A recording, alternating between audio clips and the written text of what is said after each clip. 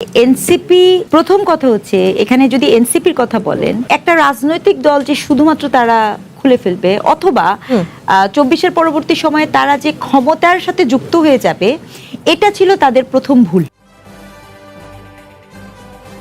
এর কারণ কি আপনি যদি নরমালি দেখেন যে জনগণের বিশাল বড় একটা আস্থার জায়গা ছিল তারা, এবং এমন আস্থা যেটা কিন্তু কালে ভদ্র কেউ দেখে না, আকাঙ্ক্ষা আস্থা। ভুল কেন বলবো, এখন যে প্রশ্নগুলো উত্থাপন হচ্ছে, ধরেন বাই ডিফল্ট ইন্টারিমের ব্যর্থতার দায়ভারটা তার উপর যে পৌঁছাচ্ছে, আবার নেক্সট টাইম মানুষ কবে কখন উনাদের ডাকে সাড়া দিবে সেটা নিয়ে একটা দায়বদ্ধতা এসে পড়ছে। এবং এই পুরো দেখা গেছে যে অনেকের অনেক দায়, যেখানেই যাহা কিছু হয়েছে সেই সকল দায়টা কিন্তু বাই ডিফল্ট তার ঘাড়ে এসে পড়েছে, ভাইরাস সে কিন্তু অফিসিয়ালি ফর্মালি ওইভাবে ক্ষমতার মধ্যেও ছিল না।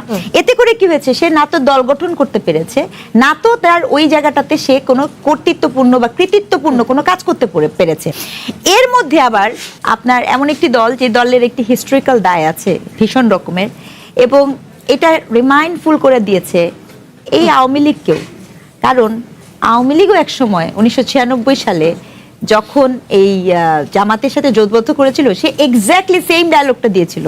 ডায়লগটা ছিল যে আমরা কৌশলী হয়েছি, হ্যাঁ, আমরা আসন সমঝোতা করেছি, আমরা এখানে আসলে মতাদর্শিক অবস্থানে যাইনি।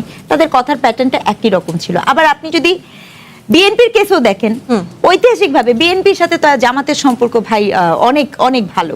তো এই যে ব্যাপারটা, এটা তো বাংলাদেশের নতুন যে রাজনৈতিক দল তার কাছ থেকে তো আমরা তো এটা চাইনি। অর্থাৎ আওয়ামী লীগ এবং বিএনপির যে প্রেম এবং প্রণয়ের সম্পর্ক জামাত ইসলামের সাথে ছিল, সেই একই প্রেম এবং প্রণয় নতুন একটি দল এনসিপি সেও যে দেখাবে, সেটা তো সাধারণ মানুষের প্রত্যাশার মধ্যে থাকলো না।